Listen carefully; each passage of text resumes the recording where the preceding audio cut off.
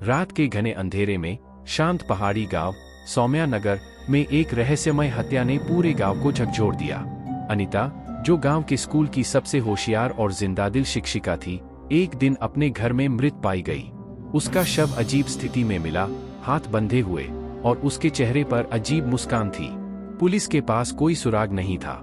गांव में अफवाहें फैल गईं कि यह कोई सामान्य हत्या नहीं थी, यह किसी साइको किलर का काम था जो अब गांव में छिपा हुआ है।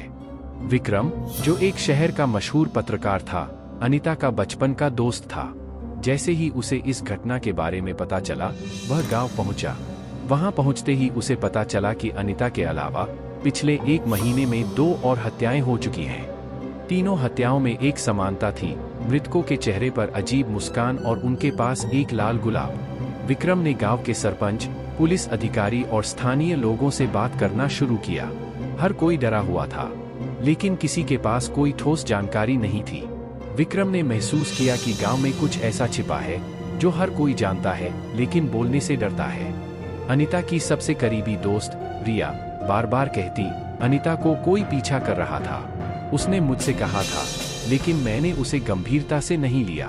विक्रम को अनीता के पुराने डायरी के पन्ने मिले। उसमें उसने लिखा था, वह मुझे देखता है, मेरे करीब आने की कोशिश करता है। उसकी आंखों में अजीब सी चमक है। मैं डरी हुई हूँ। डायरी में एक नाम बार बार लिखा था, आकाश। आकाश गांव का एक रहस्यमय व्यक्ति था जो सालों पहले अचानक गायब हो गया था। लोगों ने उसे पागल समझकर छोड़ दिया था, लेकिन कुछ दिनों पहले उसे गांव के पास के जंगल में देखा गया था।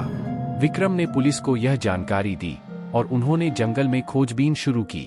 वहां उन्हें एक पुराना झोपड़ा मिला जहां दीवारों पर अजीब चित्र और शब्द लिखे हुए थे। उनमें से एक चित्र विक्रम को चौंका देने वाला लगा। वह अनीता का चेहरा था, मुस्कुराते हुए। विक्रम ने अकेले आकाश को खोजने का फैसला किया। रात के अंधेरे में वह झोपड़े के पास गया। तभी उसे पीछे से किसी ने पकड़ लिया। वह आकाश था। उसकी आंखों में पागलपन झलक रहा था। आकाश ने विक्रम से कहा, तुम भी उसकी तरह हो, मुझे नहीं समझोगे। ये मुस्कान, ये गुलाब, ये मेरी कला है, मैं उन्हें मुक्त करता हूँ। विक्रम ने बहादुरी दिखाते हुए आकाश को बातों में उलझाया और उसके मानसिक हालात को समझा। तभी पुलिस आ गई और आकाश को पकड़ लिया। आकाश एक मानसिक रोगी निकला जिसने अपने बचपन में माँ बाप की हत्या देखी थी।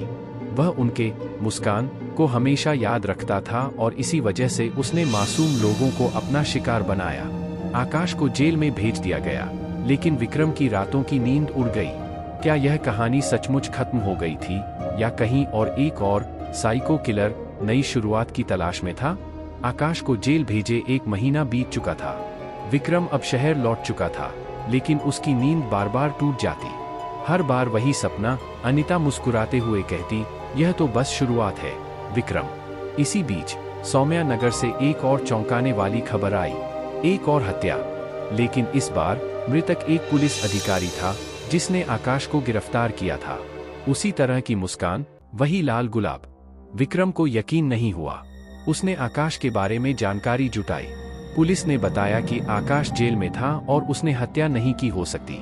यह खबर पूरे गांव में फैल गई और लोग पागलपन में इधर उधर भागने लगे। विक्रम ने दोबारा गांव लौटने का फैसला किया। जैसे ही वह गांव पहुंचा, उसे महसूस हुआ कि हर कोई किसी न किसी चीज से छिप रहा है। लेकिन इस बार वह अकेला नहीं था। उसके साथ रिया भी थी, जो खुद इस रहस्य का अंत चाहती थी। रिया और विक्रम ने पहले 3 हत्याओं के बारे में गहराई से छानबीन की।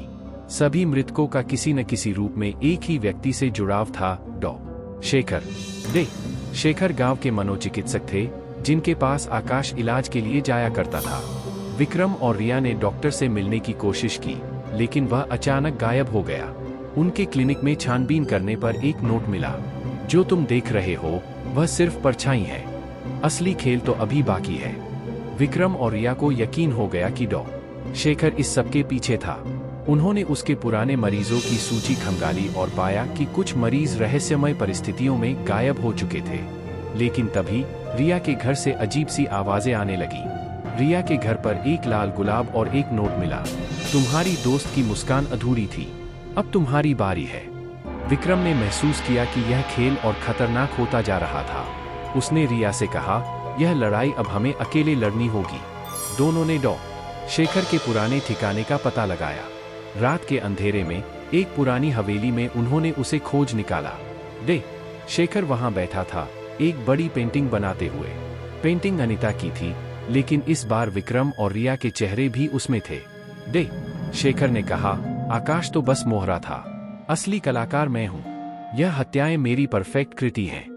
इंसानों के डर और मुस्कान को कैद करना मेरा जुनून है, और अब तुम दोनों मेरी अगली कृति बनोगे।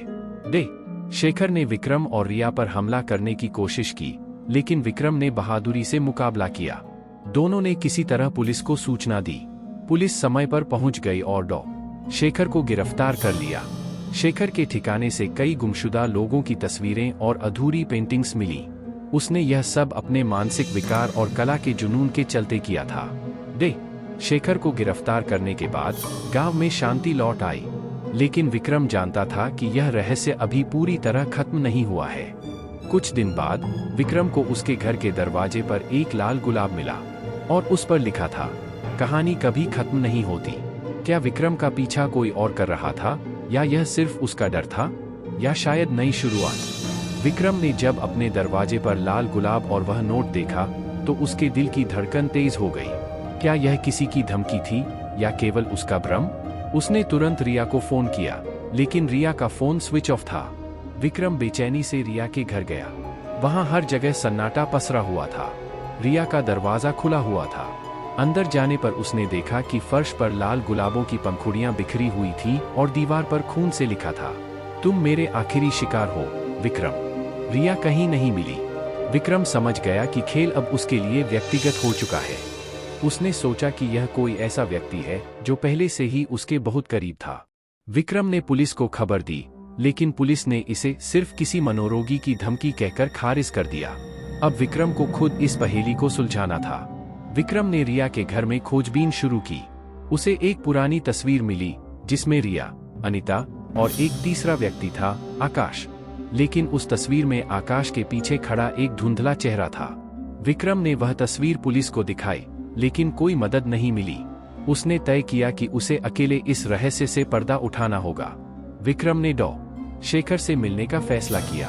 शेखर अब एक उच्च सुरक्षा वाले मानसिक अस्पताल में था। जब विक्रम उससे मिलने गया तो शेखर मुस्कुराते हुए बोला, मैंने कहा था कहानी कभी खत्म नहीं होती। मैं तुम्हें पहले ही आगाह कर चुका हूँ।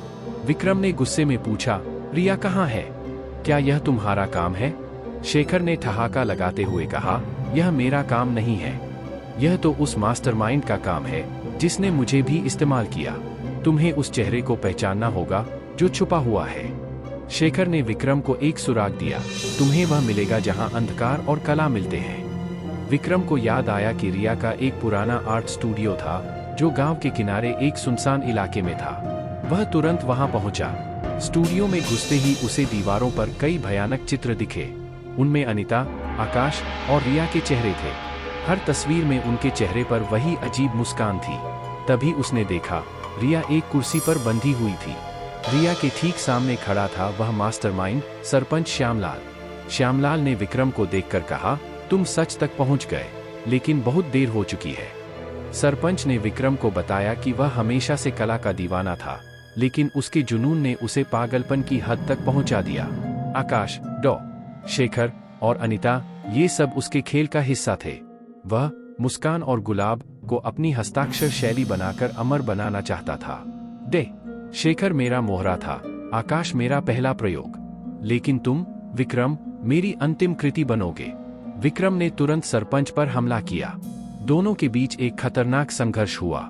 रिया ने किसी तरह खुद को छुड़ाकर पुलिस को सूचना दी। पुलिस समय पर पहुंची और सरपंच को गिरफ्तार कर लिया। जांच में पता चला कि सरपंच ने वर्षों तक गांव के लोगों को अपने पागलपन का शिकार बनाया था।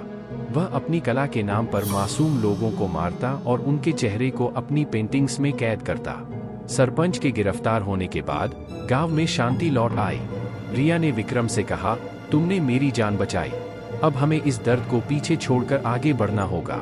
विक्रम ने गांव छोड़कर शहर लौटने का फैसला किया, लेकिन जाते जाते उसने रिया से कहा, अगर यह खेल कभी दोबारा शुरू हुआ तो मैं लौट आऊंगा। और इसी के साथ सौम्या नगर का अंधकार हमेशा के लिए खत्म हो गया।